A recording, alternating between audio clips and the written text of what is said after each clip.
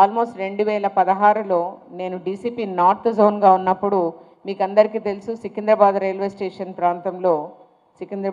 Station ప్రాంతానికి దాదాపుగా 2 లక్షల మంది ఫుట్ఫాల్ ఉంటుంది. అంటే పోవడము రావడము మార్నింగ్ నుంచి నైట్ వరకు. It was fully ridden with, మీకు అందరికీ తెలుసు, నాకు గుర్తుండి దాదాపుగా 200 నుంచి 300 మధ్యలో చిన్న చిన్న లాడ్జెస్ అక్కడ ఉంటాయి. అది ఇప్పుడు కాదు, నేను పుట్టక ముందు నుంచి కూడా ఉండొచ్చు. అవి ఏవి కూడా పర్మిషన్స్ చాలా వాటికి ఉండవు.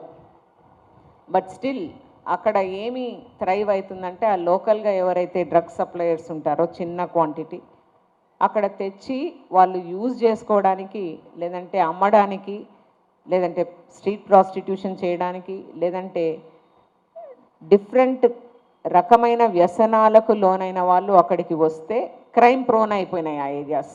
అంటే నేను డీసీపీగా ఛార్జ్ తీసుకున్నప్పుడు for example there were about, if I remember, దాదాపుగా 23 మర్డర్స్ అయినాయి చిలకలగూడ అండ్ ఆ ప్రాంతంలో. సో దీనికి కారణం ఏంటి అని మేము అన్వేషిస్తే మొత్తం కారణం ఏంటంటే బికాస్ ఆఫ్ దిస్. అక్కడ ఒక మనిషి ఈరోజు వచ్చినవాడు మళ్ళీ రాడు, ఎందుకంటే ట్రావెల్ చేస్తారు కాబట్టి. It is all floating population, that is advantage they take and they indulge in all kinds of things. తర్వాత క్రైమ్ జరుగుతుంది.